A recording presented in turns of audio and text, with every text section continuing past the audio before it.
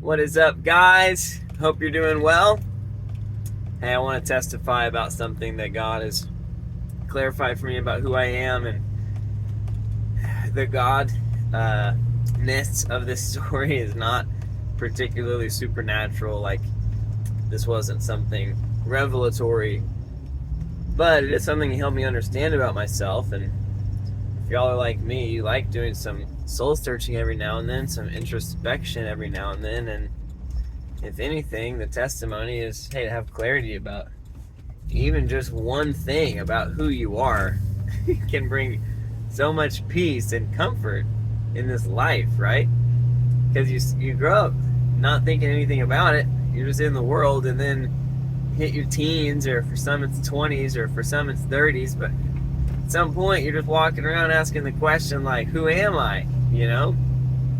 What really resonates in the core of me, and what am I made to do? Who am I made to be? It's like you want to live your life in alignment with the groove of how you're wired. And so one thing about how I'm wired, one thing that God has made clear to me, is that I am what some people would call independent. I don't mean politically, although that too, I suppose. I certainly do not call myself a Republican. Certainly do not call myself a Democrat. So you could call me independent. But I'm not talking about politics. Maybe one day, guys. Maybe one day we can hash it out. But independence in terms of, like, just classic, like, tribal style, however many villages and whatever. This is such a weird analogy. I feel more like a leader than a follower. I feel more comfortable thinking for myself than just taking someone else's word for something. I like doing whatever it is that I like to do. I don't feel a lot of peer pressure. I don't feel a lot of FOMO. I don't have this urge to follow the pack. If anything, I have a urge to do something different than what the pack is doing. And if there is something that is popular, it actually hinders my ability to fully enjoy it. Which is, again, not, these are not all admirable qualities, okay? I'm just kind of describing, like, what do I mean by independence? And it's somewhat of a freedom of thought, a freedom of being that's not super concerned with the majority. I don't take comfort in majority rules. I just don't. And I'm not trying to say that I'm some type of Sigma male, okay? Because I don't think I'm that. If you came up to me and tried to fight me, I would run the other way. I got a pretty face. I'm trying to keep it intact, guys. And I got a tooth that is going to fall out one of these days because it has no roots. And so I'm not trying to take a punch, okay? All right? So I'm not boasting about, oh, I'm Mr. Independent, It's and in America, like, we value independence. Like, we like even like self-starters, or whatever kind of way you want to describe it. But I think what's really important about this video is, as I'm describing how I align with this, feeling independent, I feel more like a village chief than a village farmer, or whatever. Pick your trade. And again, if I'm leading a gorilla pack, it might not be the biggest pack of gorillas, and I might not be the most impressive lead gorilla, okay? But I just feel like I'd rather lead a small pack of 4 gorillas than be a part of a dominant Monstars group of 250 superpowered gorillas. I'm like, I don't know. I'll take my chances. Like, it's really hard to describe this leaning, this preference. Some of it is ADHD. the reality is, even if I wanted to follow the pack, I would not be able to.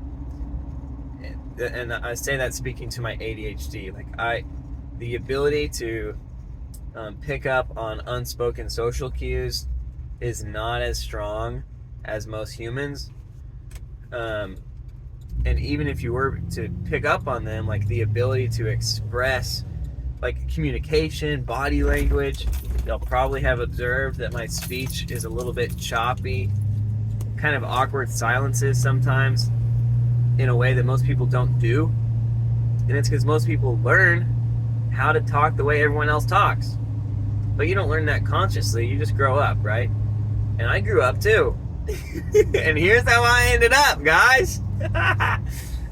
And so you do your best to try to conform to the mold, to the expectations, and from everything: body language, hobbies, preferences, speech, like I talked about, beliefs, worldviews, what's cool, what's not cool. But literally, if you have ADHD, like you're not gonna be 100% totally normal. And so most people with ADHD grow up feeling like a lot of us, I'll say, grow up with a relatively low self-esteem because sometimes you're kind of made fun of about the ways that you're different or not normal. And most of us with ADHD grow up trying to be normal. And what I'm saying is, you could live your whole life trying to be normal and failing, or you could just embrace the abnormal, embrace independence, if you will. I could try to be dependent, but I can't do that as well. So I'm not trying to glorify independence, like I was kind of getting at a second ago. It might be something that's valued culturally, but I'm not necessarily trying to say, hey, try to be independent. Hey, grow in independence. Hey, I'm so happy I'm independent. I am happy about it, thankfully. But it's kind of like whether I liked it or not, it's here, you know? It was also nurtured in me, like, very strongly. I used to say, and I probably would still stand by this, that independence was like the top value in my family culture growing up. It's a green light, so I honk the horn. Just gotta lovingly let people know, right? Although it's hard to be loving when you drive a diesel truck. It's like no matter what you do, you come across as a jerk. Anyways, I'm not trying to tailgate anybody though. Anyways. Ah, jeez. Oh, discipled into me, nurtured into me, culture of my family, independence, super, super, super high value, very important, especially to my mom, but really to both of my parents, that their kids grow up to be independent, like fully functioning adults. They don't want kids moving back home at 30. They don't want kids beep-bopping around, hoping someone else can figure out their life for them. Like, they want independent kids. And I would say they've done that pretty successfully. But there are cons to independence. Like, there's some kryptonites. And so even as I acknowledge that I have this personality preference, this nurture, this nature, leaning towards independence, I also have had to get healed from some of those downfalls. Like, it's pure independence as a human is stupid. Like, I talked about how I'd rather be a gorilla leading 3 other gorillas, and you know, to think you can beat a pack of 150 gorillas is pretty stupid.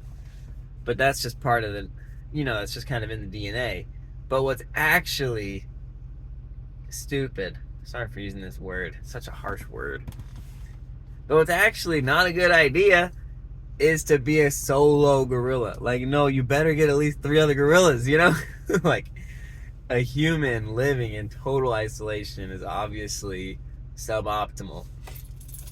And it's really not pure dependence or pure independence that any person thrives on. It's like this interdependence where none of us are reliant on each other as if you're our life source, but at the same time we all benefit from each other and we all contribute towards one another. And different people do that to different degrees. People that are more dependent might be often more on the receiving end, but it's important for them to gain a sense of autonomy and agency. People that are more independent, of course, they might contribute more than they consume, but if you're literally living this life YOLO solo, I mean, you're just going to be so far behind the curve, even of information. Like, you're just going to you're going to do all your own case studies, like at some point you got to look to research, you got to read books, like you have to trust experts, but who do you trust, anyways. And that's an important question, for anyone that's naturally super dependent.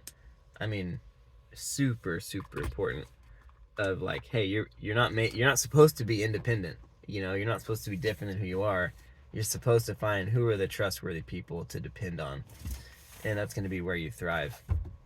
And we all need that, right? So anyways, but there have been some things that need to get healed from it. You try to get married as someone who's naturally super independent, and you realize that, like, people don't always like it. And so great, am I going to live my life just what I think, no matter how it affects anyone around me? That's going to be a bad recipe for the health of my relationships, And if I'm always on a mission to prove that I don't need you, I'm Mr. Independent, again, going to be super destructive for relationships. And so to choose to depend on others even when I would rather not, or even, to choose to listen to a song that's popular or wear a article of clothing that's popular, even though it kills me inside because I would rather just not be associated with the group. Again, these kryptonites, these unhealthy aspects that really aren't necessary, they're really not healthy. If I really like disc golf, which I do, if disc golf became very popular, I would absolutely not want to play it nearly as much. And like, that's wrong, like, I shouldn't need to be other than just for the sake of distancing myself. And you can tell that some of it, if I'm doing that, that's unhealthy. Some of that's probably coming from insecurity of oh, is he gonna measure up? Is he gonna be good enough? Is he gonna conform? And oh man, if I can just be different, so different that everyone knows that I'm not trying to conform, then I don't have to feel that rejection of not being able to live up to some type of social norm, So it's complex, but ultimately, it's not just a nature, it's not just a nurture, it's sovereign. It's how God made me to be. And he's used it in so many ways, the independence.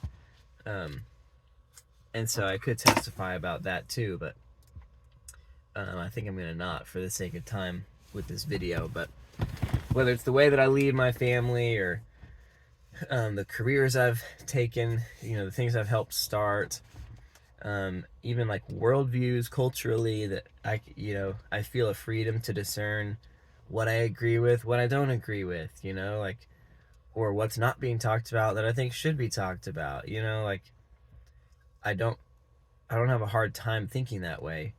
And I don't feel like, oh wow, am I just some super prideful punk, like, don't just get in line. Like, to me, it's not this competition, like, I just feel free in that regard. And there are a lot of ways that I feel that because I'm playing my own game, because I have to, right, to thrive. Because I will lose at your game, and I don't want to lose, so I'll play my game, right? These are the internal dialogues that help me live more fully me and not just try to be someone else, Anyways, hopefully you're kind of tracking with the theme of what I'm saying here. Hopefully you're encouraged.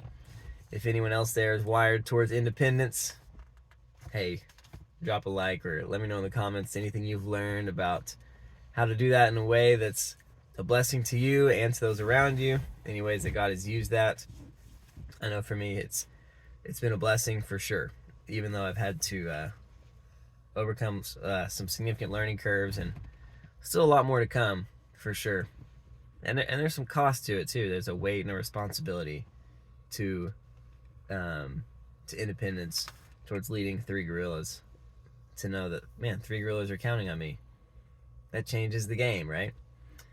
And so, there's a lot to it. But yeah, I'm thankful for it. It's been a blessing.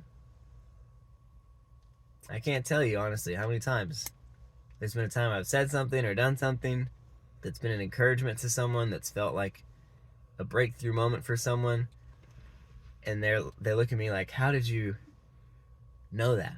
Or like, how did you think that? Or like, did you just make that up? Even workouts at the gym, like, I'll be doing something that I've literally never seen done, but I'm like, this seems like a pretty awesome combination of these 2 or 3 things, and I'm gonna just do this, like, and people don't come to me in the gym very often, but I mean, like, ever, but like once or twice in my life, someone's commented on something as like, man, I'm thankful for that. I want to start doing that, and they're confused, like, how did you hear it? Like, where did you learn? I'm like, I just made it up. Like, I don't know, but I just took things and combined things, or like, takeaways I'll learn from scripture of this verse and what's standing out to me. And they're like, what sermon did you listen to that told you that? I'm like, no one told me. I just read this, And so there's a gift for me to think with an independence, not just looking to someone else to validate choices and information. And I think that's going to be more and more valuable and more important. Ironically, the more globalized and interconnected we get as a world, I feel like the smaller packs people are riding with, like 150 Monstar gorillas. Like, I just don't know if that's going to be the thing. Like, I don't think there's one, a billion people there in this club. Everyone else, it's like, it's all these micro, it's these, man, what's your favorite YouTuber? What's your favorite Twitch streamer? And more, it's, yeah, I mean, there's that person with 5 million subs, but like, I really like listening to this guy, and he has about 1,500 subs, and everyone's doing that, there's so many little pockets. And so, whatever extent you feel an expertise or a desire to be different in some area, hey, I totally encourage you to foster that, because there are people that will benefit from it. It's not just for you, it's for those other 3 gorillas too, all right? Ooga. Guys, honestly, this is a treat. After this video, Google or YouTube, gorillas beating their chest. Do you know what that sounds like? It's like, it's like a pop, a high-pitched pop. It's not intimidating. It's not like, it's like, so, hey, if you ever see me doing that in the streets, back up. It's in my street. All right, I'll talk to y'all soon. Life is worship. God is love.